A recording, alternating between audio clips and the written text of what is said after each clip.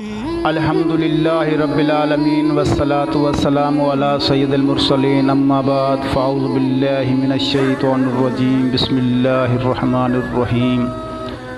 عزیز دوستو، آج میں آپ کو بیوی کی پیدائش کا مقصد بتاؤں گا۔ حضرت سیدنا آدم علیہ السلام جنت میں تشریف لاتے ہیں۔ باغ جنت کا چپا چپا انوار الہی سے معمور، الطاف کبریائی کا قدم قدم پر ظہور، ہر سو نعمتوں کی بارش، ہر طرف انوار کی تابش، اس کے باوجود بھی اپنے دل کا ایک گوشہ خالی پاتے ہیں۔ کس چیز کی کمی محسوس کرتے ہیں؟ بالآخر نوازشوں اور بخششوں کی تکمیل جب ہی جا کر ہوئی۔ حضرت آدم علیہ السلام کے حق میں جنت جب ہی حقیقی معنی میں جنت ثابت ہوئی، جب مرد کے لیے عورت کی تخلیق ہوئی اور شوہر کے لیے بیوی کی ہستی سامنے آئی۔ ایک خوبصورت مہکنے والی پھول کو دیکھ کر طبیعت میں تراوٹ اور تازگی پیدا ہوتی ہے۔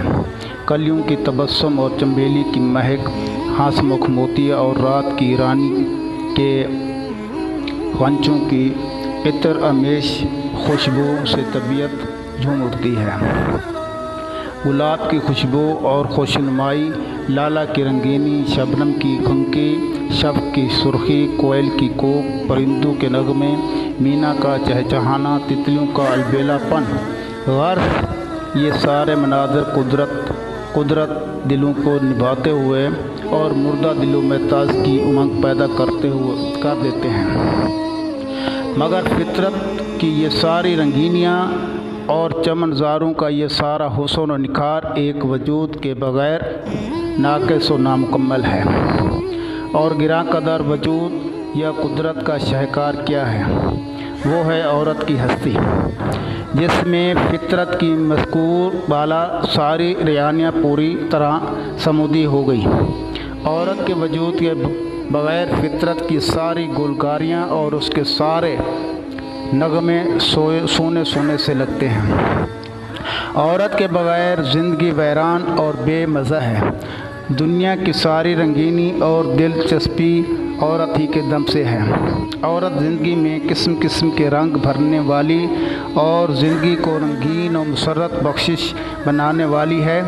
عورت اس کائنات کا اصلی حسن ہے، مرد کے لیے مایہ تسکین اور سرمایہ راحت ہے۔ بزم کائنات کی شمع عورت ہی کے دم سے روشن ہے، اور اگر عورت نہ ہو تو پورا کارخانہ تمدن اجڑ کر رہ جائے۔ عورت تمدن انسان کا مرکز اور محور اور باغ انسانیت کی زینت ہے۔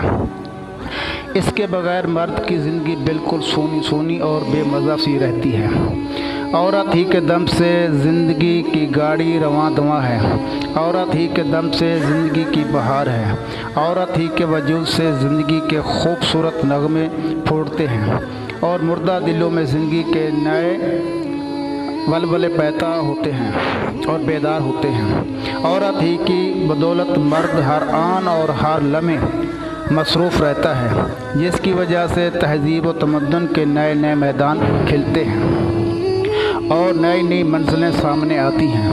عورت ہی مرد کی زندگی نکھارنے والی اور اس کی زندگی میں گہما گہمی پیدا کرنے والی ہے۔ اللہ تعالیٰ نے عورت کو حسن و جمال اور سوز و گداز سے نوازا ہے، جو مرد کے لیے تسکین قلب کا باعث اور اس کی تنہائیوں کو دور کر کے روحانی سکون کا ذریعہ ہے۔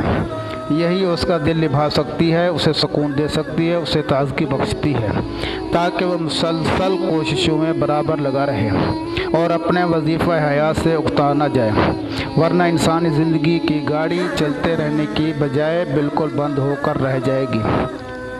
کسی شاعر نے اسے اچھی عورت کا نام دیا ہے۔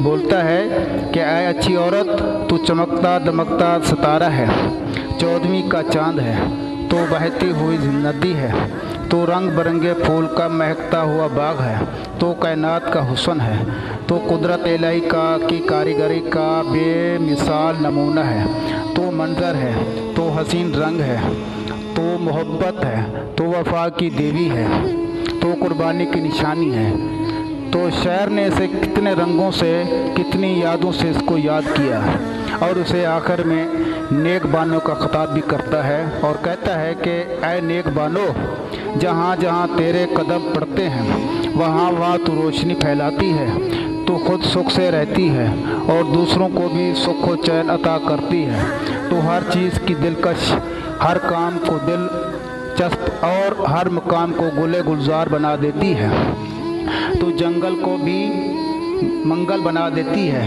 جنگل کو بھی محلوں سے زیادہ حسین بخشتی ہے اور حسن دیتی ہے، تو کانٹے دار درختوں کو بھی پھولوں سے بدل دیتی ہے، تو غریب سے غریب تر گھرانے کو بھی جنت نما بنا دیتی ہے، تو ایک حقیقی بجلی ہے، تو نے ہی اس دنیا کو جنت نما بنا دیا ہے۔ اور شاعر نے اسے عورت ذات کا بھی خطاب دیا ہے، کیا کہتا ہے کہ اے عورت ذات، تو مردوں کی رہبری کرنے والی ایک دیوی ہے، مرد کا سکھ تیرے قدموں میں ہے، تو ہی اسے گناہوں کی طرف میل کر کے تباہی میں ڈبوتی ہے اور تو ہی اس کی کشتی کنارے لگا سکتی ہے، تیرے بغیر مرد کی زندگی کا پھول بے خوشبو ہے، جب دکھ اور تکلیف سے اس کا دل ڈوب جاتا ہے تو ہی رحمت کا فرشتہ بن کر اس کی مدد کو آن پہنچتی ہے۔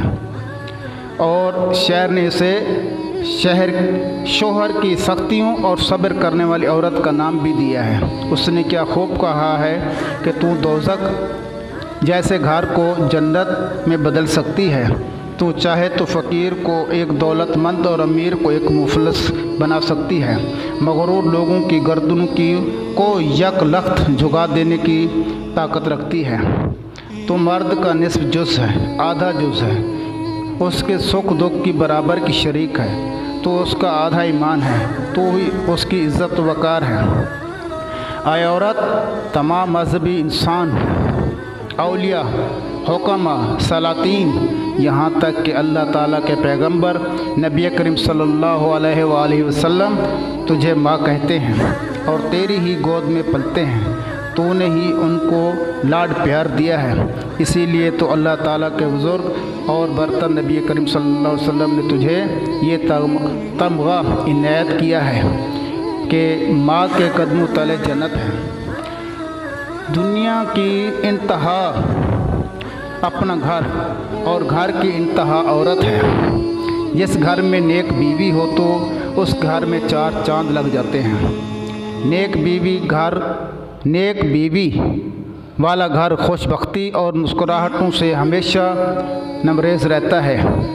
جس طرح انسانوں کے بغیر دنیا بیکار ہے، اسی طرح نیک عورت کے بغیر گھر بیکار اور مصیبت خانہ ہے۔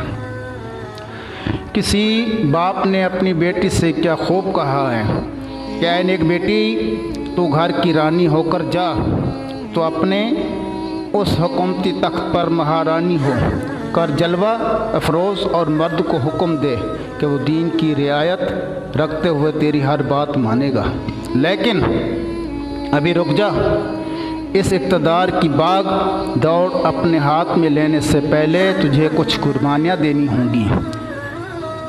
تاج بہت حسین گلاب کی طرح ہے، لیکن اس گلاب کو حاصل کرنے کے لیے تجھے کانٹوں کا مزہ بھی چکھنا ہوگا، پہلے اپنے اندر اس کی صلاحیت اور استعداد پیدا کرنی ہوگی۔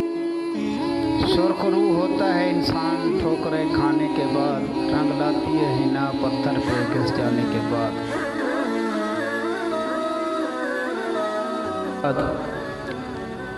سرمے نے کیا خوب کہا، سرمے نے کہا، مجھ پر اتنا کیوں ظلم کرتے ہو کہ اتنا زیادہ پیستے ہو؟ پیسنے والے نے کیا خوب جواب دیا، تجھے اس لیے زیادہ پیس رہا ہوں کہ اشرف المخلوقات کے اشرف الاعضاء یعنی انسان کی آنکھ میں تو جگہ پانے کے قابل تو ہو جا۔ اے نیک بیوی، آخر میں یہی کہوں گا کہ اے نیک بیوی، تو اس انسانیت کے لیے امید کی ایک کرن ہے، تو اپنے آپ کو دیندار، باپردہ، 5 وقت کی نماز کا اہتمام کرنے والی بنا، اپنے محلوں کی عورتوں کو دین پر عمل کرنے اور اس کو پوری دنیا میں پھیلانے والی بنا۔ اللہ تجھے نیک بنائے اور شوہر کے لیے دنیا اور آخرت دوستو آپ ہمارے چینل کو سبسکرائب کریں اور اس ویڈیو کو اپنے دوستوں میں زیادہ سے زیادہ شیئر کریں اور لائک کریں تاکہ آپ تک ہر نئی آنے والی ویڈیو بآسانی پہنچ سکے۔ تب تک کے لیے اجازت۔ اللہ تعالی ہم سب کا حامی و ناصر رہے، آمین۔